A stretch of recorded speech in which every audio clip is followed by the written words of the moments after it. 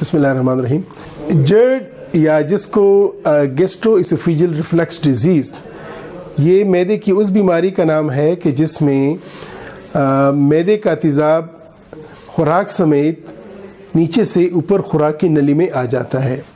اللہ تعالیٰ نے ایک نظام بنایا ہوا ہے کہ معدے میں جو تیزاب ہوتا ہے، معدے تو اس سے بچا ہوتا ہے، لیکن اگر وہ تیزاب نیچے آنت میں چلا جائے تو آنت کا السر یا ڈیورنل السر بناتا ہے، اور اگر اوپر خوراک کی نلی میں آ جاتا ہے تو اس کو گیسٹروسوفیجل ریفلکس بولتے ہیں یا معدے کی تیزابیت بولتے ہیں.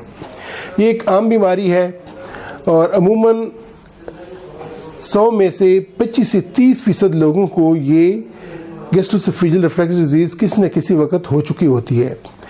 یہ بچوں کو بھی ہوتی ہے، بڑوں کو بھی ہوتی ہے، مرد اور عورت یکساں ہر ایک کو ہو سکتی ہے. آج کل اس بیماری کا زور بڑھ گیا ہے، اس کی شرح بڑھ گئی ہے. وجہ یہ ہے کہ ایک تو سٹریس ہے، خوراک وقت بے وقت خوراک ہے، یہ فاسٹ فوڈ ہے، اس کی وجہ سے ہمارے خوراکوں میں ہم جلدی خوراک آتے ہیں. ہماری ایٹنگ ہیبٹس سے کھانا کھانے کے جو عادات ہیں وہ کافی بدل گئی ہیں، جس کی وجہ سے یہ بیماری کافی عام ہو گئی ہے. بچوں میں بھی یہ ہم دیکھتے ہیں کہ ان کو بھی گیسٹروسوفیجل ریفلکس ڈیزیز یا معدے کی تیزابیت ہوتی ہے. ہوتا کیا ہے کہ ایک تو یہ کہ یہ ساری عمر رہنے والی بیماری ہے، کیونکہ عام حالت میں خوراک کی نلی اور معدے میں ایک جنکشن ہوتا ہے، یہ ایکسفنکٹر ہوتا ہے، یہ وال ہوتا ہے کہ جس کے ذریعے سے معدے سے خوراک اور تیزابیت اوپر نہیں آتی.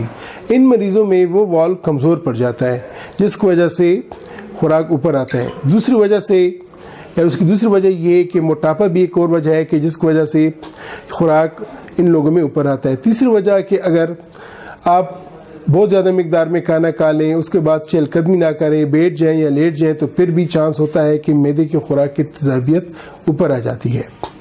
اگر اس کا علاج نہ کیا جائے کیا ہو سکتا ہے؟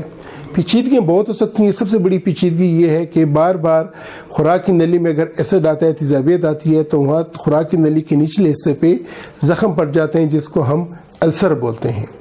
اور اگر ان السر یا ان زخموں کا بر وقت علاج نہ کیا جائے یا ٹائم پہ علاج نہ کیا جائے تو ہوتا کیا ہے کہ یہاں پہ اسٹرکچر ہوتی ہے یا ادھر کی جو وال ہوتا ہے یا خوراک کی نلی کے نچلا حصہ جو ہوتا ہے وہ تنگ ہو جاتا ہے، جس کی وجہ سے خوراک نگلنے میں مسئلہ ہوتا ہے. اور بہت ہی لانگ ٹرم میں یا وہ ریفلیکس کی جس کو آپ نے علاج نہ کیا ہو، اس سے یہاں کی خوراک کی نلی کا یا معدے کے اوپری حصے کا کینسر بھی بن سکتا ہے. پیرٹ اسوفیگس سے بولتے ہیں، اور اس میں کینسر ہو جاتا ہے. اسے ڈرنا نہیں چاہیے کیونکہ علاج اس کا ہے، لیکن علاج سے پہلے ہم جو ہر مریض کو بولتے ہیں وہ کچھ عام تدابیر ہیں یا عام ایکشن ہے، جس طرح کہ وزن کی کمی، اگر وزن زیادہ ہے تو وزن کم کر لینا چاہیے. خوراک میں اسپیشلی رات کے وقت مرغن غذا سے پرہیز کرنا چاہیے، مسالے دار چیزوں سے پرہیز کرنا چاہیے. کھانے کے فوراً بعد رات کو لیٹنا نہیں چاہیے. دوسری بات کہ چارپائی کا جو سر کا حصہ ہے یا جو اس کے ہیڈ اینڈ بولتے ہیں، اس کے نیچے اس کو کم از کم 10 سے لے کر 14 انچ تک آپ اوپر کر لیں، یا نیچے 2 سلے رکھ لیں، یا ایک ایسی سرہانہ رکھ لیں کہ جو ذرا بڑا ہو اور جسم کا اوپر والا حصہ اوپر رہے. تو اسے ہوتا یہ ہے کہ رات کے وقت عموماً یہ ایسڈ معدے سے فری آتا ہے اسوفیگس میں، تو وہ اگر خوراک کی نلی میں نہیں آئے گا تو کافی حد تک اس کے علامات، اس کی جو سوزش ہے وہ ختم ہو جائے گی. ادروائز ہوتا کیا ہے کہ رات کے وقت عموماً یہ تیزابیت اوپر آتی ہے، جس سے الگ بھی فرنجائٹس بھی ہوتا ہے، کانوں کی انفیکشن بھی ہوتی ہے، اور یہ ایسڈ نیچے جا کے پیپڑوں میں جا کے استما یا جس کو وہ بولتے ہیں استما کی وہ یا نفس بندی، وہ بھی اس کی طرح کے علامات ہو سکتی ہیں. یہ تو ہو گئے وہ طریقے یا وہ ایسے عوامل کہ جس سے آپ اس کے شدت کو ختم کر سکتے ہیں. علاج اس کا چاہیے ہوتا ہے.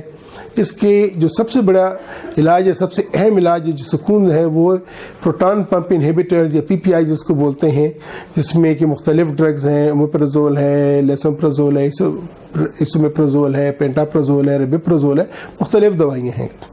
ان کا کام یہ ہوتا ہے کہ معدے کی تیزابیت کو کم کرتے ہیں، اور اگر معدے میں تیزاب کم ہوگا تو اگر وہ خوراک کے اوپر بھی آئے گا اس کی تیزابیت کم ہوگی اور وہ معدے میں یہ خوراک کی نلی میں اثر نہیں کرے گا۔ دوسری جو میڈیسنز ہیں وہ ہوتی ہیں کہ جو معدے کو جلدی خالی کرتے ہیں، اس کو پروکائنیٹکس بولتے ہیں، یہ بھی ایک دوسری قسم کی دوائی ہے۔ تیسرا کچھ ایسی میڈیسنز ہوتی ہیں کہ جو یہ جہاں پہ السر ہوتا ہے وہاں پہ ایک کوٹنگ کر دیتے ہیں یا اس کے اوپر کی جو زخم کو اوپر سے ڈھانک دیتے ہیں، اس میں سکرلفیٹ یہ ایک دوائی ہے جو کہ اس میں کافی مؤثر ہے۔ اس کے علاوہ کچھ اور بھی دوائیاں ہیں جس طرح کے الجینیٹس اور ریملجینیٹس وغیرہ کے، جس میں یہ خوراک کے اوپر معدے میں ایک سطح سی بنا لیتے ہیں اور خوراک کے اوپر آتی نہیں ہے۔ اگر ایک مریض میں گیسٹروسوفیجل ریفلکس ڈیزیز ہے اور کافی عرصے تک ہے اور دوائیوں سے بھی کام نہیں ہو رہا، تو پھر وہاں پہ سرجری بھی ہوتی ہے، اس کی سرجری بھی ممکن ہوتی ہے۔ اس کے انڈوسکوپک طریقے سے بھی یہاں پہ ہم انجیکشن لگاتے ہیں، کچھ پیلیٹس ڈالتے ہیں۔ یہ بیماری جس طرح میں نے بولا کہ یہ ہر ملک میں ہے، ہر عمر میں پائی جاتی ہے، ہر جنس میں ہے، مرد عورت میں ہے، اور مہینوں نہیں یہ سالوں رہنے والی بیماری ہے، اور عموماً بہت سے لوگوں میں یہ عمر بھر رہنے والی بیماری ہے۔ اس لیے اس کا کیئر بھی ایک لانگ ٹرم ہوتا ہے۔ آپ کا ڈاکٹر کے ساتھ آپ کی وزٹس بھی ریگولر ہونی چاہیے، اور وہ بہتر جانتا ہے کہ کس وقت میں آپ کو کس قسم کی دوائی دینی چاہیے، اور وہ آپ کو جب آپ اس کے پاس جائیں گے وہ آپ کو معائنہ کرے گا، یہ معلوم کر سکے گا کہ آیا یہ پہلے سٹیج میں ہے یا اس میں کوئی پیچیدگی ہو گئی ہے، جس طرح کہ السر ہے یا خدا نخواستہ اسٹرکچر ہے یا اللہ نہ کرے کینسر ہے، اور آیا میڈیسن کون سی اس کے لیے چاہیے، اور آیا اس کو ابھی سرجری کی ضرورت ہے کہ نہیں ہے۔